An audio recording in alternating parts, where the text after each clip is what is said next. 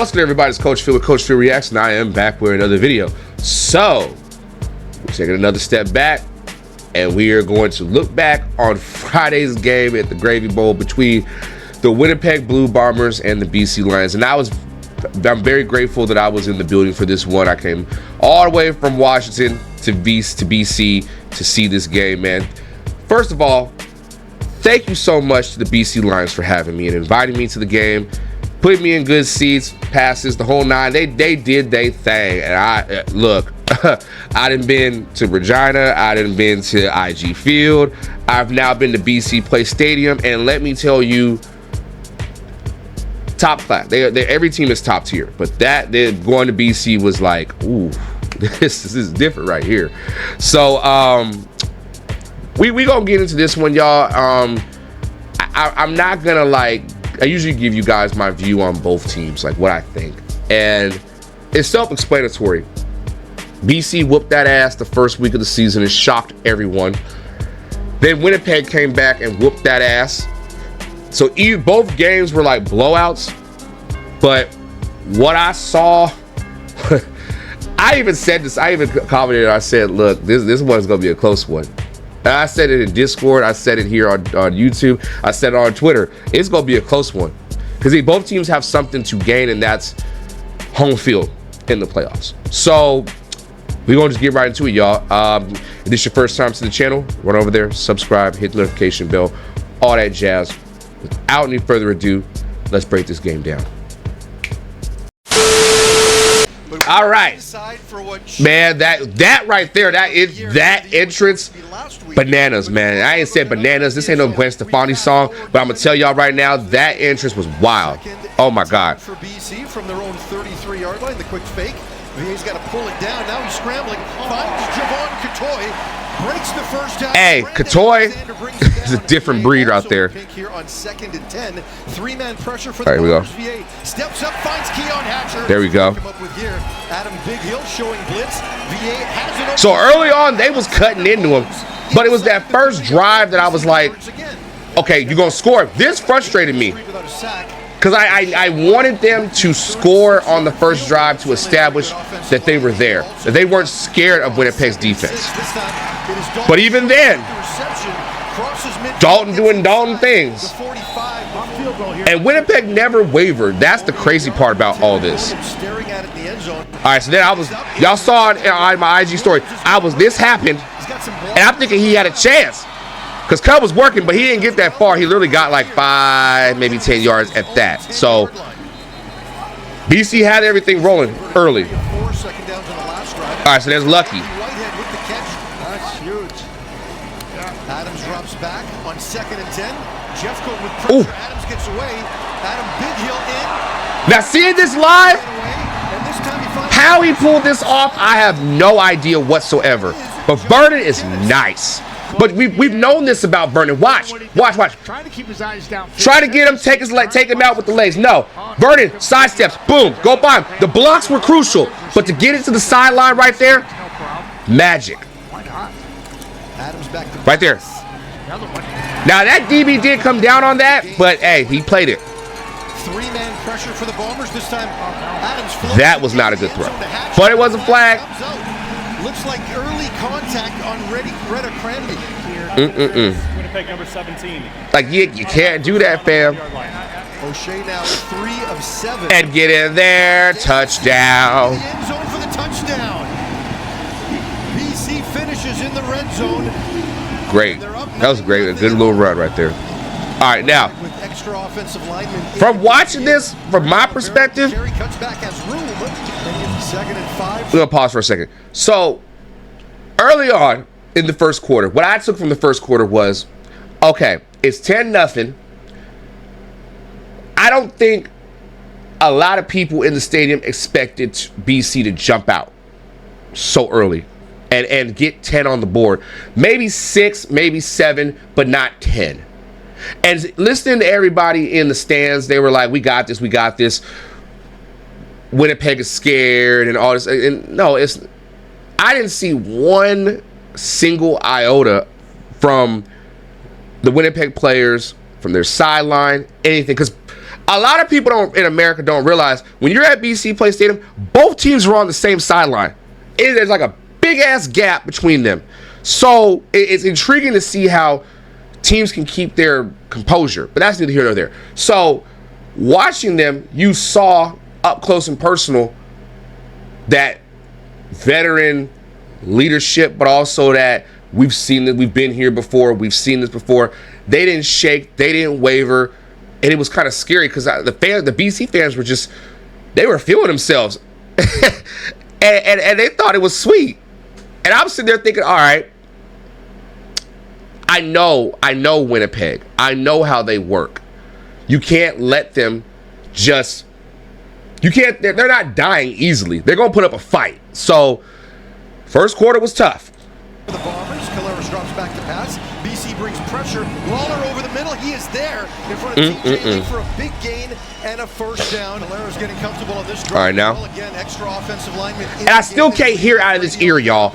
I've been trying to unplug this ear for 48 hours, and I still can't unplug it. Oh, God. Y'all know my pain. Castillo's kick is up, and it's good. Well, wait. All right, Vernon. Slumber on the north end.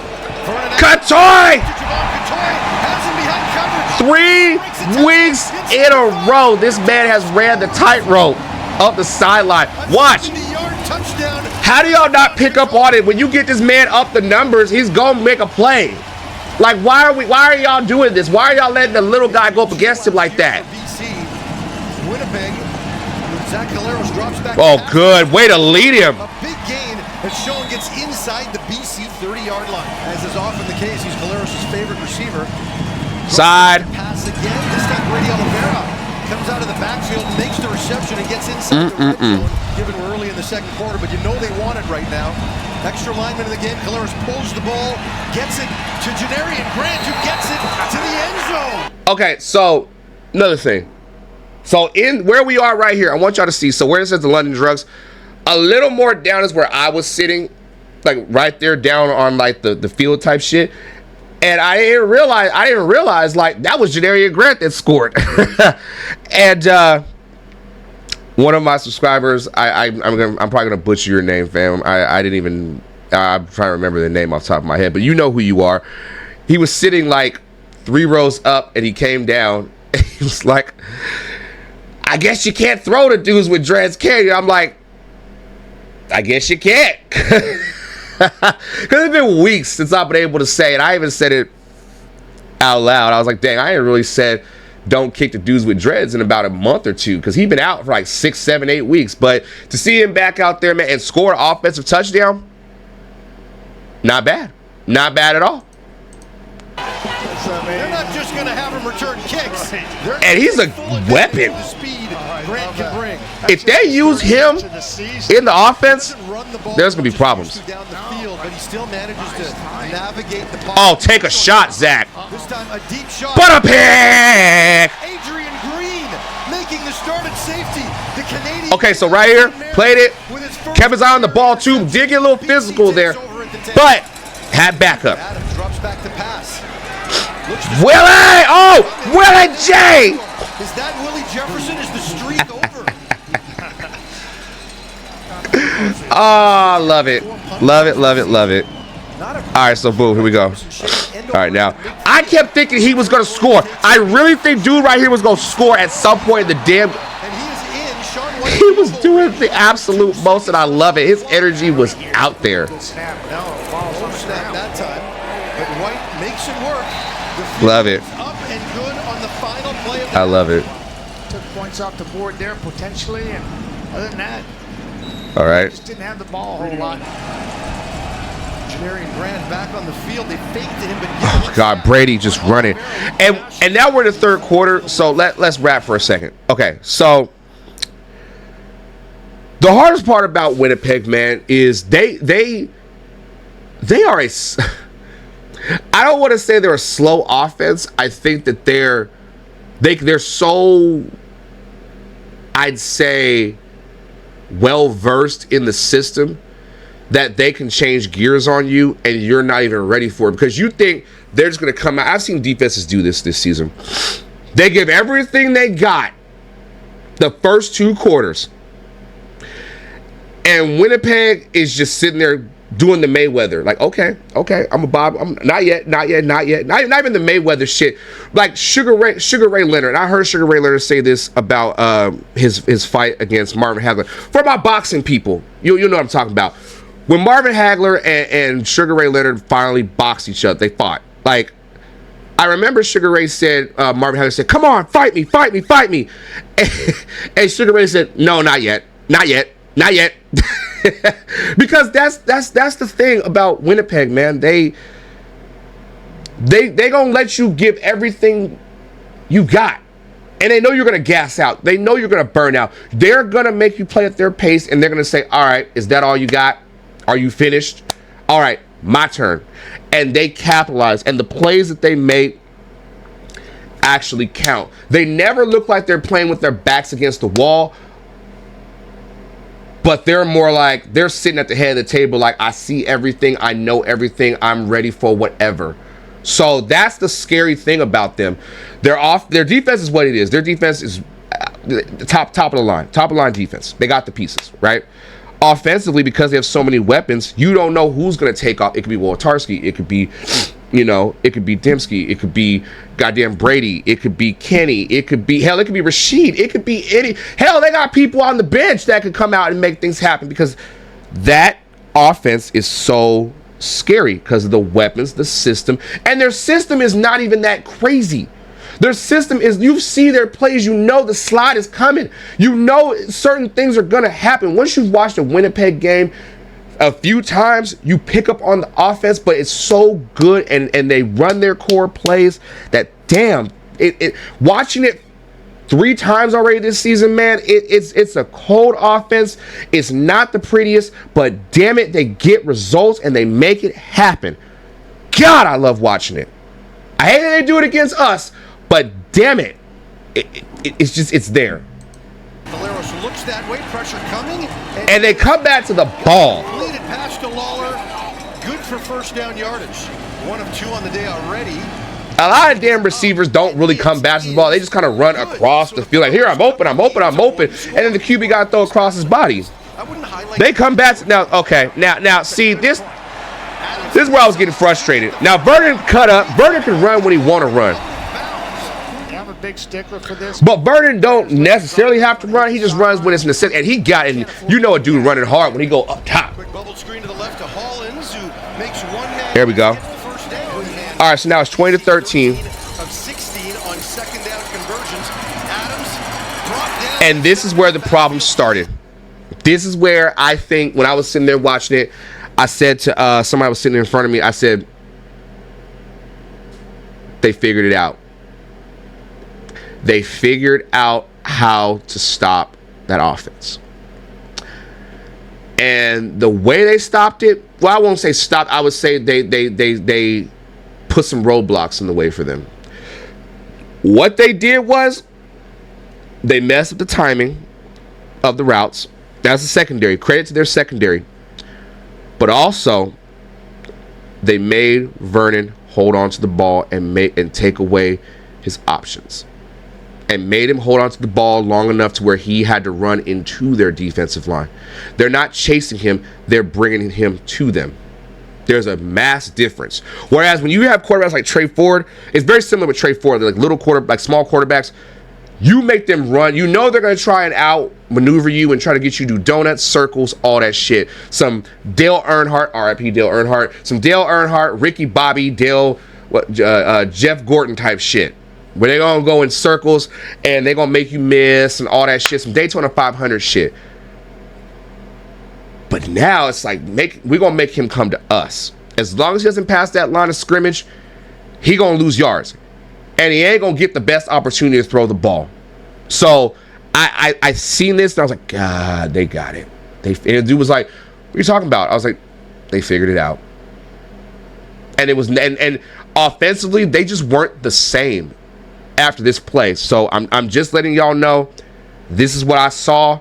And it's just like, it's weird. It's weird seeing teams, the light switch, and you're like, oh, I got it. Sacked. Field goes up. And it's good. Good. BC restores its 10-point lead. All right, now watch. Life is different for Gavin, and everybody's coming back to the ball made a difference in this offense against BC. Oh, shit.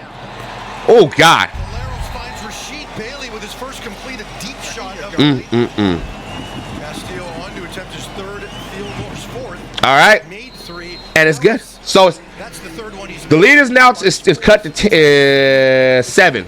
Stefan Flintoff with a bit of a line drive kick that Grant can take with some room. Grant looking for an opening. Give him his footing. Give him about another week or two. He's taking one to the house. All right, fourth quarter now. Now Lions showing pressure.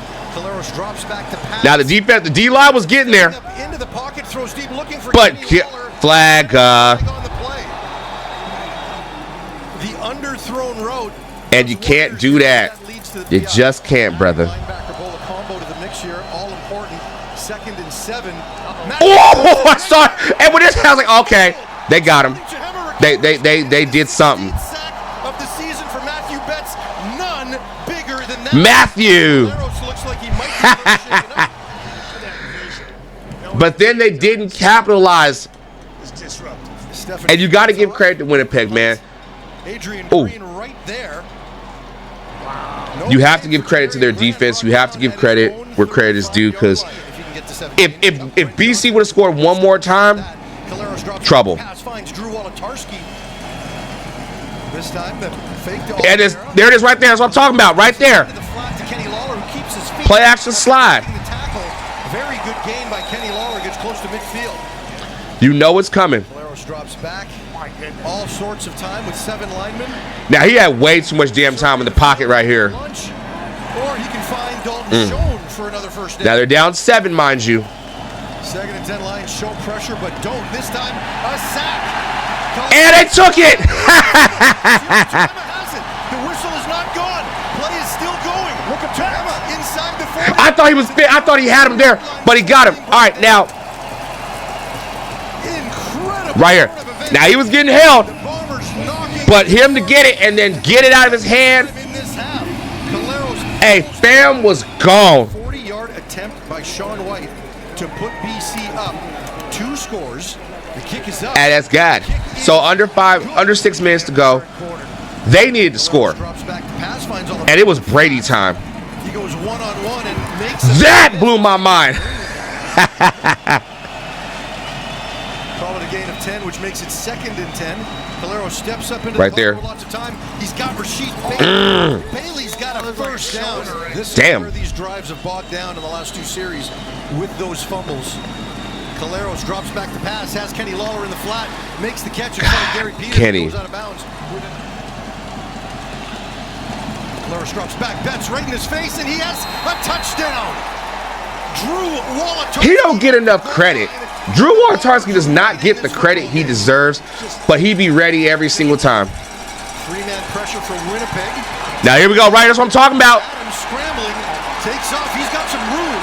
If he can get one more block on Adam Bighill, reaches down. Let's see where they mark it.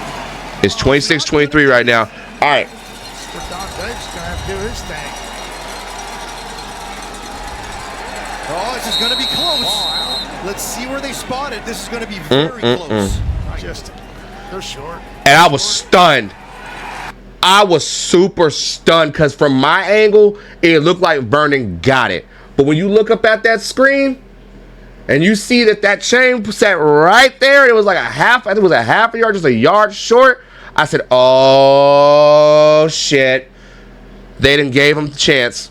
They didn't give him a chance, and all you had to do, and I said it on a video on my IG. Follow me on IG, by the way, CoachPhil425. I said all they gotta do is manage the clock.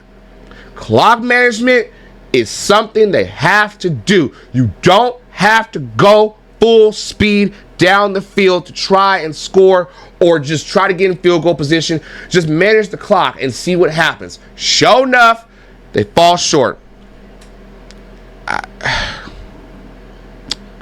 That would hurt. That gotta hurt. Just short. By Because now you gave him momentum. Now you gave him a chance. Wow. This time he pulls in. He's looking for Oliveira. And it was Brady's time. And they were in the damn near the red zone. The draw play. Oliveira's because you know Brady gonna get 10 out of it. Look at that. He got about 15 yards. The 25-yard line. Then the field goal. Okay, now we got through this. 12 seconds left. Now watch. I want us all to watch this right here. Fam got the ball. Now we're all cheering, running, hoopty-wompty, and all of a sudden this, man, I swear to God, I got out. We were all cheering, hooting, hollering like he gone, he gone, he gone. I fell to the ground laughing. I couldn't believe bruh got caught. And I'm going to tell you why he got caught.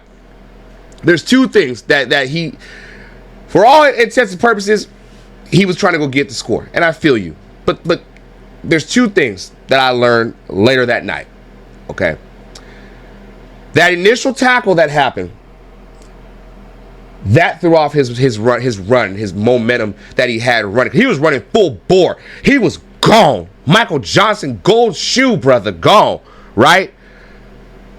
But then I talked to someone. I will not name names. I will not say anything. It was you know, it was just a side conversation. We were chopping up, whatever. And he put me on some free game, and he said, bruh has to know to go down because the clock will stop and we can kick a field goal. That was the safe thing. And at first I was thinking like, from an NFL perspective, like, oh, the clock's gonna keep rolling, like, go score. But I understand now, like, okay, I get it. Like, the clock's gonna stop regardless. I believe that's what happened. The clock stops, and then get White out there and kick the field goal, win the game.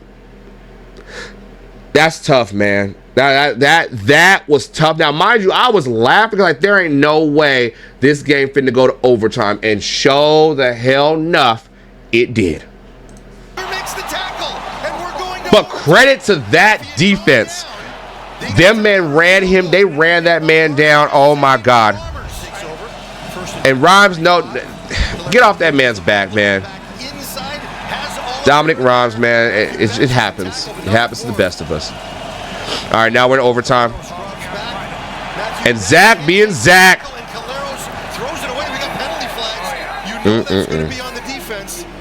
Legal contact, BC number 21. Half a distance goal, first down. All right. And Brady slips in there. Patience. That's the word, patience. Tiptoed, followed his blockers, and then saw a crease. I was stunned. And then they got the two. That's the worst part. Now you're really against. You're not even against the wall. You are in the creases of the ball right now. All right, 3rd and 18. Adams drops back. Just 3-man pressure coming. Adams throwing deep to Rhymes in double coverage. It is incomplete. The Winnipeg Blue Bombers come all the way back to win this football game and take over. I'm gonna pause it right here and just leave it. Look, this picture just signifies everything from this game. I feel like after watching that game and just being there and watching, that was probably one of the best football games I've seen in my life, as far as like what was at stake, and not even like just the gravy bowl itself, but when it comes to playoff ramifications, it was one of the best. Because that home field is everything. You're either going to be playing indoors in BC or you're going to be playing outdoors in Winnipeg, where it's going to be cold as a mug, you know. What I took from this game being there was, first we're going to talk about when I was there, and then watching it now with y'all. Watching it live, everything is faster. Everything you got to be quick with what you're seeing. But if you've watched enough football like close up, you can kind of slow it down, and you can see the moments. And you can see where teams either the aha moment where they make the adjustments, and not even just scheme wise, but they make adjustments mentally, and they also, I'd say, the little details that not a lot of people pay attention to or think it's a big deal. It's a big deal because in order to do the big things, you gotta be able to do the little things. And I like what Winnipeg did. Now, as far as BC goes, watching it live, I think they had a good plan. I just think the execution didn't go the way they wanted to in the second half. Because there was a lot of, I don't think they even scored again in the second half. If I can recall, I'll have to watch it back. But everything was happening so fast. It was like, I don't think they did score again. Or maybe they did. Or it was just a bunch of field goals. I can't recall. But watching it back, I still feel the same way with a couple different things. One, you have to respect Winnipeg's veteran team. They have just enough vets with just enough young guys to be able to do the things that they do. Also, we're gonna miss this team when it's gone. When they're all gone, whether they go their separate ways or they retire, whatever the case may be, we're gonna miss a team like this because they represent. Hey, we might be, people count us out, but we still got it in us, and they show it when it matters the most. So I got nothing but love for this Winnipeg Blue Bombers team, this era that they're in. And I hate that phrase, I'm living in this era. But no, it's the era, because I know I might joke with Blue Bombers fans about, you know, how long it was between Grey Cups, but this is a run that it's hard to duplicate, and it's hard to, I guess, establish, even in the hard times, you know. But as far as BC goes, watching this watching it finally on film, they've got the pieces. It's just going to come down to, can Vernon put it all together as QB and play a complete game, be precise, be accurate, be efficient, but still be Vernon. We're not asking Vernon to be Tom Brady. We're not asking Vernon, in the CFL terms, we're not asking Vernon to be Matt Dunnigan or Anthony Calvillo or, you know, Henry Burris or, you know what I'm saying, Darian Durant. We're not asking him to be that. We're asking Vernon to play his game, good or bad. We have a lot of times we get with good quarterbacks like, oh, we try we want him to be what we've seen before.